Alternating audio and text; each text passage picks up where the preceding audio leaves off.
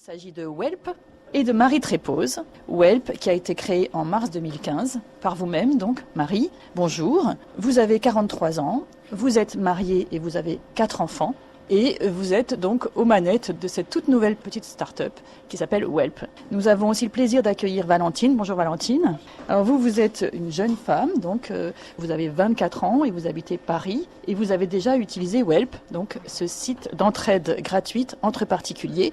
Et vous allez donc nous raconter comment cela s'est passé pour vous. Comment vous avez connu Welp et qu'est-ce qui vous a poussé à l'utiliser? Alors du coup moi en fait c'était il y a quelques mois maintenant, je dirais peut-être en décembre dernier, j'ai vu passer en fait une annonce. Alors, il faut savoir que là nous sommes en avril 2016, d'accord?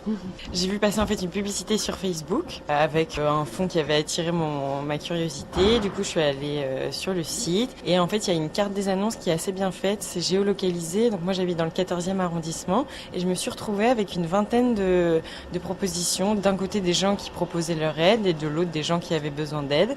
Donc du coup en fait j'ai décidé de créer mon compte et de créer moi-même des annonces.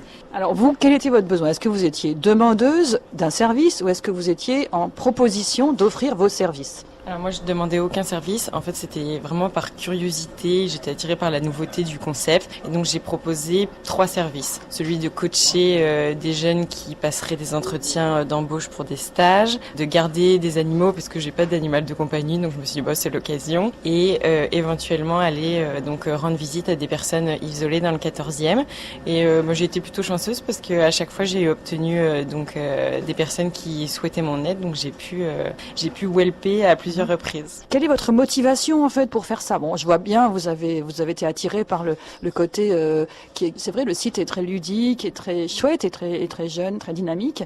Mais votre motivation profonde? Donc ma motivation première, c'était encore une fois la curiosité.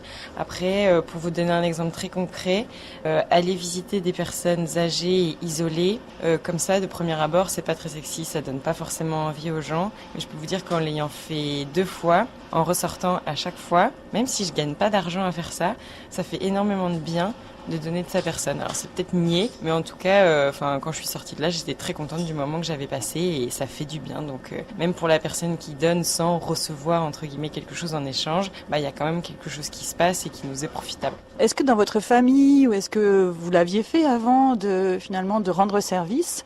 Peut-être pas sous la forme d'un site internet, mais ou est-ce que c'était quelque chose, vous avez été habitué?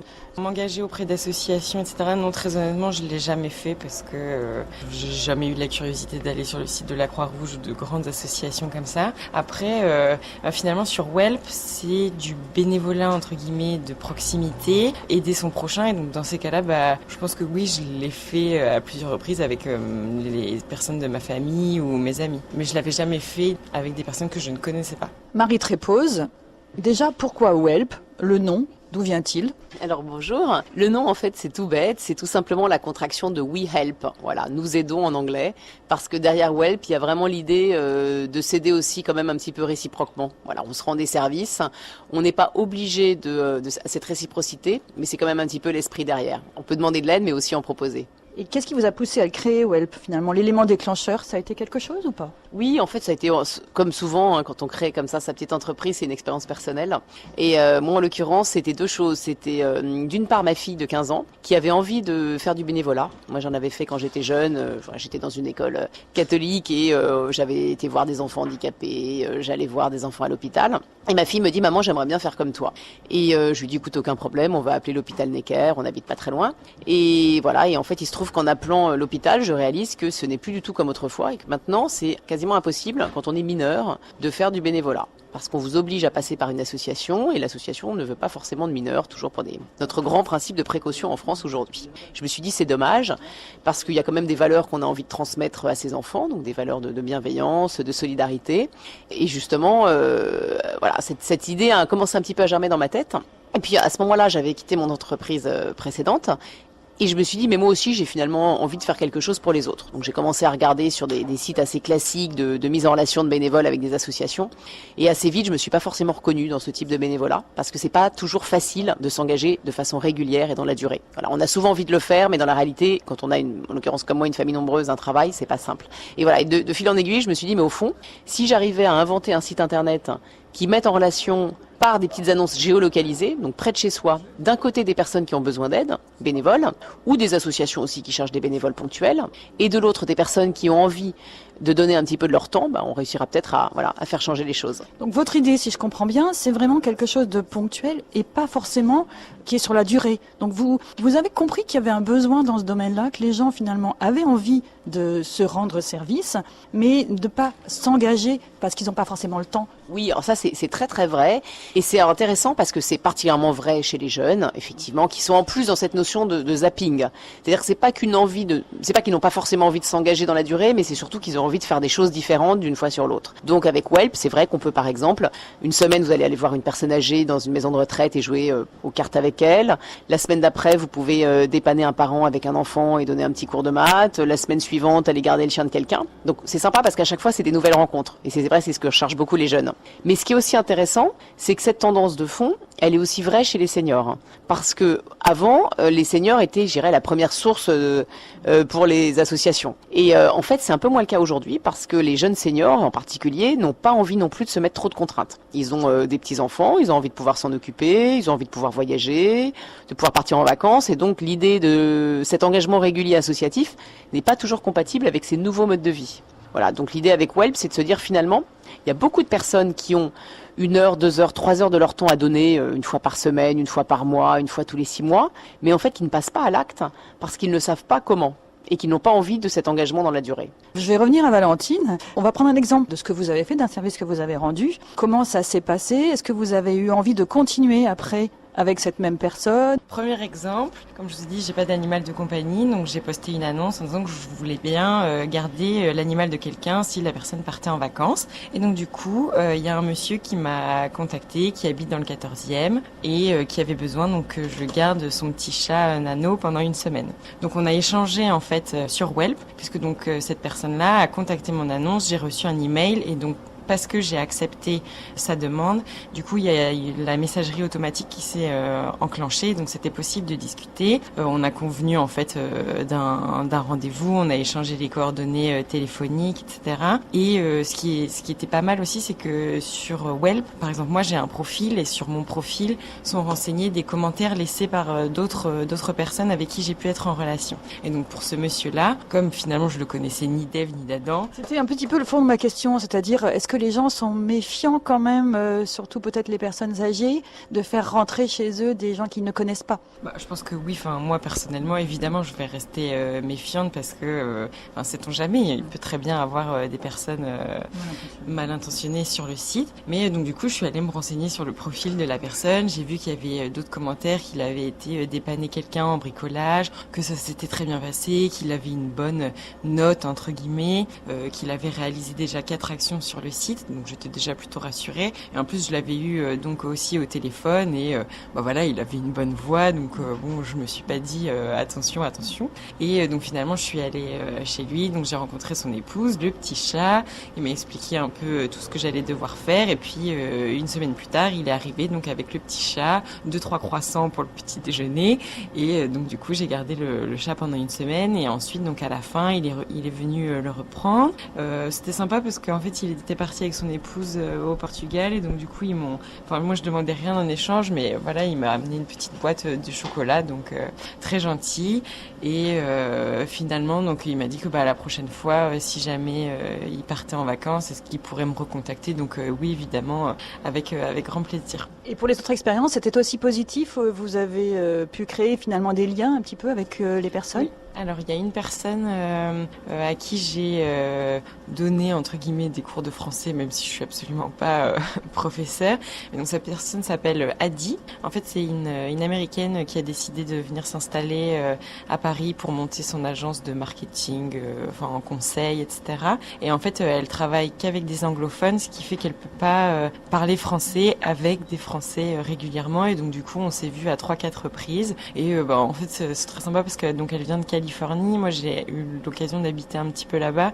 Et donc, du coup, on a vite eu quelques points communs et pas mal de choses à se raconter. Donc, voilà, on s'est vus à plusieurs reprises, oui. Donc, c'est un lien sympa qui s'est créé. Merci Valentine. Marie, c'est ça le but finalement aussi, de créer du lien entre les gens dans un voisinage d'une grande ville où les liens, on l'a dit un peu en introduction, sont quand même distendus maintenant. Oui, tout à fait. C'est vraiment l'idée de Welp. C'est en fait de recréer ni plus ni moins l'entraide qui existait de façon très naturelle autrefois dans les petits villages, dans les petites villes. Ou dans les familles qui Aussi. vivaient un peu entre, Oui, c'est vrai. entre eux. Bien sûr, on avait souvent plusieurs générations dans la même famille. Et c'est vrai qu'on a perdu tout ça. C'est dommage. Et encore une fois, je suis convaincue qu'il y a énormément de personnes qui ont ce besoin ponctuel d'aide, mais qui ne sont, pour moi, c'est tous ces Français qui sont à 5, 10 euros près par jour aussi et qui ne peuvent pas se permettre de s'offrir un certain nombre de services. Quand on prend l'exemple d'un cours particulier qui coûte 20 euros de l'heure, c'est très cher. Voilà, quand on sait qu'un Français a en moyenne 30-40 euros par jour pour vivre, c'est très très cher. Un babysitting à 8 euros de l'heure, c'est cher aussi. Et toutes ces personnes, en fait, ne sont pas nécessairement des personnes dans le besoin en tant que tel, mais qui ne peuvent pas s'offrir tous ces services. Et d'un autre côté, je suis convaincue aussi qu'il y a énormément de gens, on le voit parce qu'il y a quand même 20 millions de bénévoles en France aujourd'hui.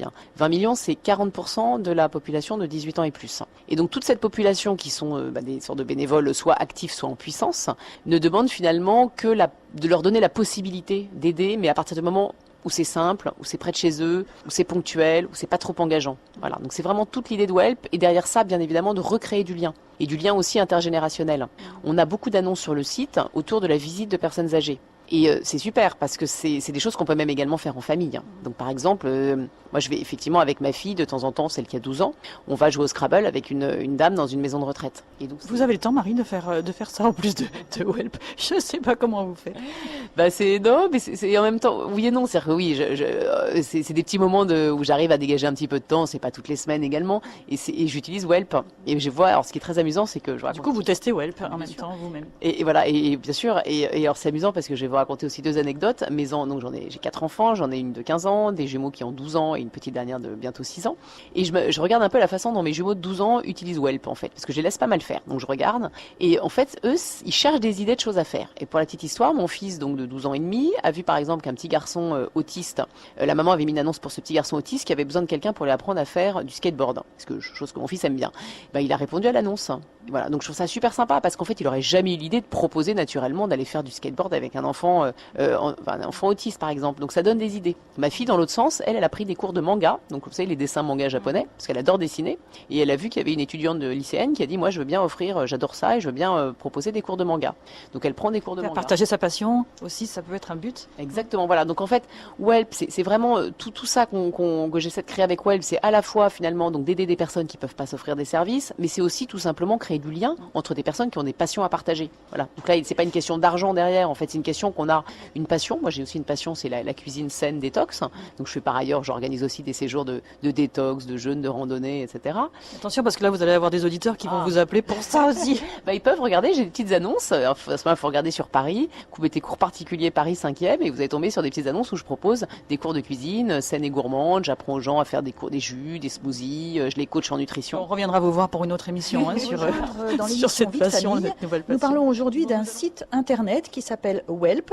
La contraction de We Help, nous a expliqué Marie Trépose, sa créatrice. Et ce site a pour vocation de mettre en lien des personnes ayant besoin d'un service ponctuel, entre des personnes qui ont besoin d'un service et d'autres qui proposent leur service, selon leur disponibilité et leurs compétences. Tout cela de manière gratuite. Nous sommes en compagnie de Marie Trépose, donc la créatrice du site Welp, et de Valentine, qui l'a utilisé de manière assez fréquente finalement. Dans une première partie, nous avons vu que Welp a rencontré un grand succès dès sa création. Nous sommes déjà, Marie, à bientôt 10 000 utilisateurs habituels. C'est cela. Le site est également largement consulté. Il faut dire qu'il se présente de manière très conviviale. Dans notre seconde partie, nous allons rentrer un peu plus dans le détail de l'utilisation du site. On a déjà vu avec Valentine ce qu'apportait cet échange aux personnes et on s'est rendu compte déjà que Welp va bien au-delà de sa vocation initiale. Marie Trépose, donc on a eu le témoignage de Valentine.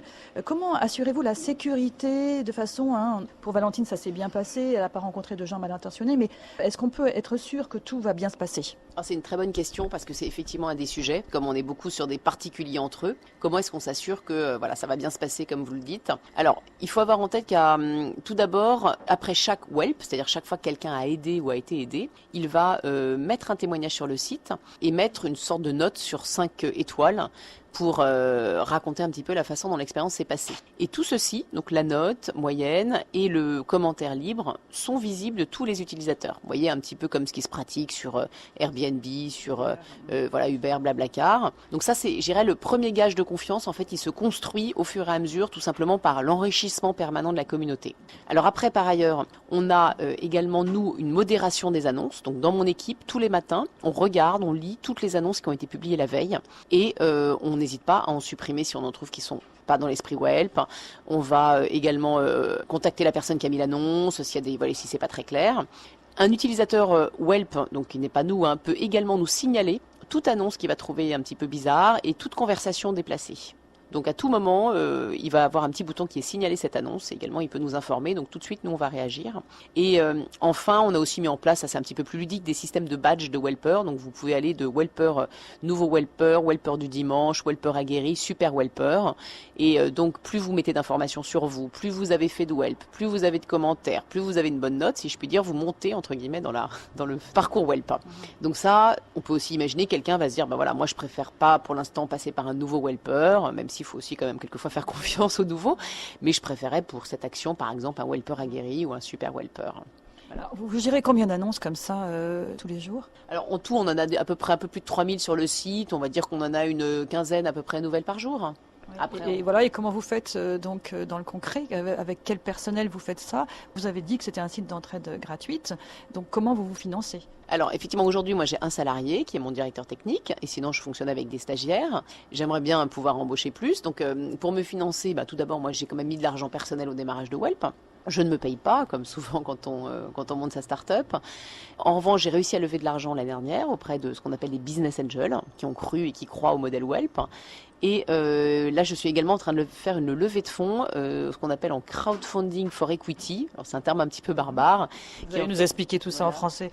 C'est du financement participatif. C'est-à-dire qu'en fait, toute personne, un auditeur, n'importe qui, peut décider de mettre à partir de 150 € un petit ticket dans Welp et il devient actionnaire de facto de Welp en fait. Donc ça, c'est ça qui me permet de me financer. Mais derrière tout ça, j'ai aussi bien sûr ce qu'on appelle un business model à construire. Parce que je ne peux pas juste vivre, entre guillemets, de la générosité, des subsides ou de mes levées de fonds. Donc pour ça, en fait, mon modèle tourne autour de ce qu'on appelle le B2B, donc le business to business. C'est-à-dire, en l'occurrence, mes clients sont des collectivités locales, donc des mairies, qui vont utiliser Welp, en fait, et récupérer toutes les annonces d'entraide de leur ville et pouvoir, en fait, avoir une visibilité sur mon site en tant que ville un petit peu label Welp. Donc je discute avec un certain nombre de mairies. J'en ai déjà signé une qui est la mairie de Sèvres. Et j'ai également des entreprises partenaires. Et les entreprises, en fait, ce qui va les intéresser, c'est que je vais les aider à mettre en avant de façon ludique et participative leur politique RSE. Donc la RSE, c'est la responsabilité sociétale des entreprises. Et souvent, les entreprises font des choses, vous savez, sur un plan social. Elles financent des associations, elles financent des actions. Mais les salariés estiment eux-mêmes qu'ils sont rarement impliqués et rarement au courant. Et donc, en fait, avec Welp, je vais les aider à rendre cette RSE beaucoup plus ludique et participative et donc me faire payer pour cette prestation.